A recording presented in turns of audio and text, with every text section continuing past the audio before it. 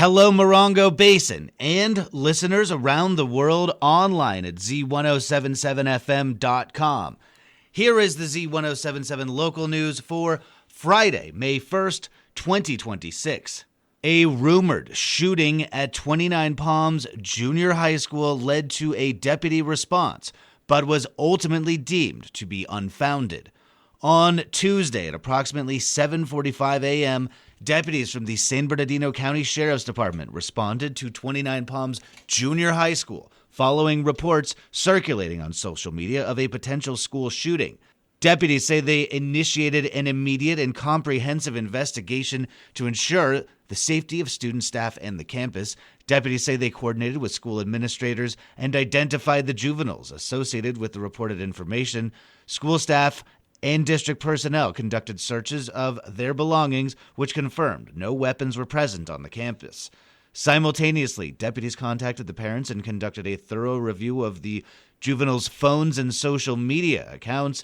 Investigators found no evidence to substantiate any threat. The investigation determined the reports originated from unverified student rumors and no credible threat ever existed. The San Bernardino County Sheriff's Department emphasizes that all reported threats are treated with the highest level of urgency. They urge parents and students strongly to act responsibly when using social media. The dissemination of unverified information can cause unnecessary alarm to students and parents, disrupt school operations, and divert critical emergency resources. 2 Landers residents under investigation for a violent robbery were allegedly found with a severely neglected senior citizen in their home. On April 13th, San Bernardino County Sheriff's deputies responded to a report of a robbery near the intersection of Old Woman Springs Road and Lum Lane in Landers. Deputies say that a female victim confronted 2 suspects who were stealing from her home. Deputies say that the suspects then fled the home and drove their vehicle into the victim. Deputies identified the suspects as Wendy McBride, a 62-year-old resident of Landers, and Scott Kaufman, a 40-year-old resident of Landers. As part of their investigation, they obtained a warrant to search a home connected with the suspects in the 3000 block of Kickapoo Lane. Deputies visited the home on April 14th and say McBride attempted to flee but was ultimately taken into custody. Kaufman was also detained without incident. During their search of the home, deputies say they located an 80-year-old woman who was found in a severely compromised condition. Deputies described her as in a state of extreme neglect, malnourished, without care, and in urgent need of immediate medical intervention. The elderly victim was taken to High Desert Medical Center for treatment.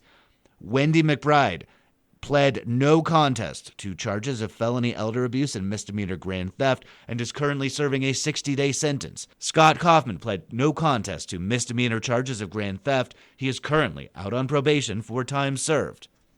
Ofland, a controversial proposed resort project proposed for an area adjacent to the Indian Cove neighborhood in 29 Palms, has been canceled. Reporter Heather Clisby has more. Citing softened market conditions, the developers of Ofland Hotels have abandoned their vision of creating a glamping resort near the Indian Cove campground, the Indian Cove neighborhood, and the border of Joshua Tree National Park. In a press release dated April 30th, Luke Searcy, head of development for Ofland Hotels, cited current market conditions that simply could not justify the level of investment required to complete the project. The proposed resort sought to turn an undeveloped 152-acre parcel into a tourist destination with 100 cabins, a restaurant, pool, community lodge, and employee housing. The 29 Palms City Council approved the project at a lively meeting on July 22, 2025. The meeting, which was moved to the Freedom Plaza Gymnasium to accommodate the large attendance, saw residents speaking both for and against the project. Those against had cited threats to wildlife, increased traffic, noise, and light pollution. Others worried about a precedent of creating a new zone for developers, as well as future lawsuits against the city. By far the biggest question, for a project of this size up against Joshua Tree National Park, why not an independent environmental impact report?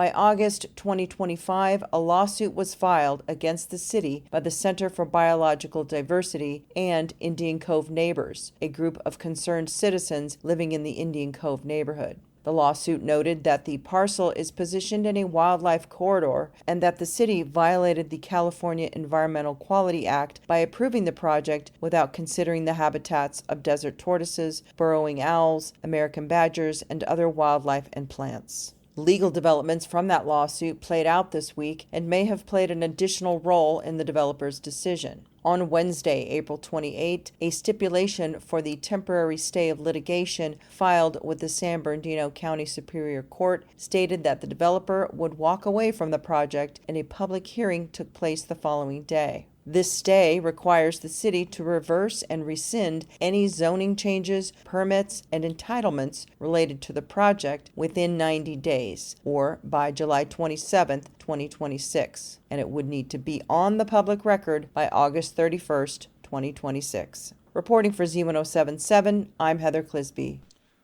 2 schools have been chosen for the Morongo Unified School District Board of Education to consider foreclosure when deciding how to face declining enrollment. Online news editor Robert Hayden picks it up from here. The Morongo Unified School District Enrollment Committee met on Wednesday for the 7th time. On the agenda was choosing a consolidation and boundary recommendation list and deciding what to recommend that the board does with surplus properties.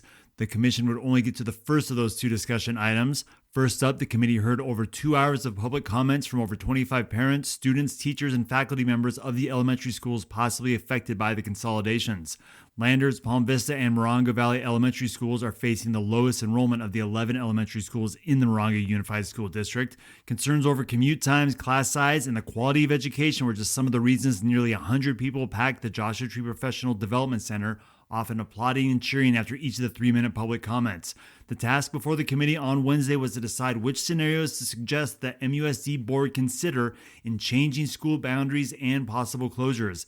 Each of the scenarios used 2027 to 2028 enrollment projections, and there were 5 scenarios presented in total, with 3 making the recommendation list. The first scenario recommends not closing any of the elementary schools. The second scenario would see Landers Elementary close, with students being reassigned to Yucca Mesa. And the third scenario would be closing Palm Vista Elementary and assigning those students to Oasis and 29 Palms Elementary. In all 3 scenarios, Joshua Tree Elementary would expand to cover grades kindergarten through 8th grade, and the east and west side boundaries would be adjusted to improve balancing of enrolled students. The schools that were chosen to be included in the recommendations were based on a matrix of considerations, including those enrollment projection numbers, facility conditions, geographical location, income, and potential impacts to the school's education program.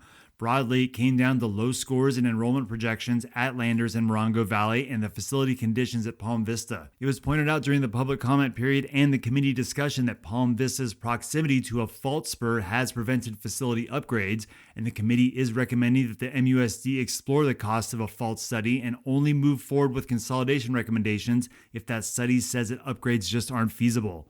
It was also suggested that the Morongo Unified School District explore every other option for cost savings before considering any of the scenarios that included school closures. It was just past the meeting's 3-hour mark when it was decided to adjourn the committee before making a decision on what to recommend that the Board of Education do with surplus properties around the MUSD, many of those adjacent to schools considered in the consolidations. It was ultimately decided to pick up that topic at the next enrollment meeting scheduled for May 13th. The Enrollment Committee has been asked to complete their recommendations in time for the June 9th presentation to the MUSD Board. We'll have more on the public comments at Wednesday's meeting, as well as some parents' concerns over the accuracy of the data being used for closure consideration as we continue to report on the MUSD's possible elementary school closures. Reporting for Z107.7 News, I'm Robert Hayden. The Bighorn Desert View Water District is holding a special workshop meeting on Saturday morning. The board invites members of the public to consider the current state of the agency, the board's priorities, and future strategic decisions. The Bighorn Desert View Water District Board of Directors meets in special session tomorrow morning at 9:30 a.m. at their office at 1720 Cherokee Trail in Landers.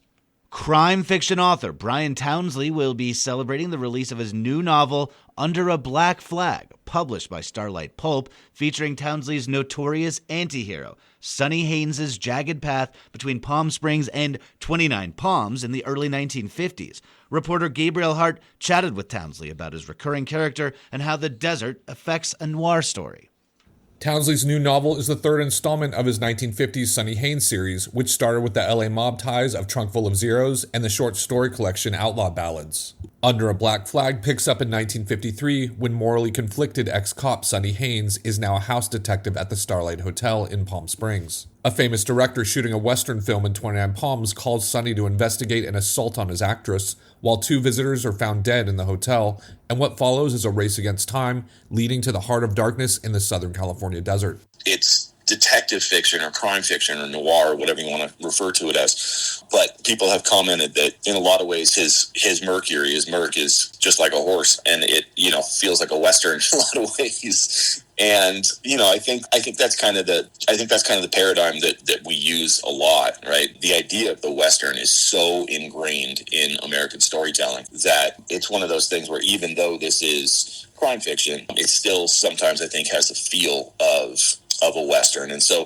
the desert just kind of plays into that, if you know what I mean. While the crime fiction genre is synonymous with a tense, suffocating atmosphere, Townsley says the desert opens up that intensity as well as the brutal language known in urban settings. The desert allows you to really kind of lose some of that claustrophobia and kind of open up the environment. And in doing so, it also opens up some of the language. Because I feel like with noir stuff, there's a real kind of tight economy of language, but I feel like that a lot of that comes from this like very claustrophobic feeling that you oftentimes get in noir. Whereas I don't feel that when I'm writing about the desert, regardless of what kind of story it is. So I do feel like the language gets to open up a little bit and get to have a little bit of fun, let it eat a little bit. Townsley is also the editor at Starlight Pulp, the multi-genre publishing house who recently reprinted My Confession, Recollections of a Rogue by Samuel Chamberlain, the memoir of which Cormac McCarthy's Blood Meridian was based on. Townsley will be discussing this re-release as well as signing and reading from his new novel Under a Black Flag with a Q&A to follow. Stevie from St. Lou, known to locals as Smitty, will also be performing slide guitar. This free event starts at 3 p.m. this Saturday, May 2nd at Desert General, located at 6427 Mesquite Road in 29 Palms. Reporting for Z107.7 News, I'm Gabriel Hart. That's our local news. Hear local news 7 times a day, 7 days a week at 7, 8, 9, noon, 4, 5, and 6. Reporting for the Morongo Basin News Leader, the award-winning Z107.7 Local News, I'm News Director Jeff Harmatz.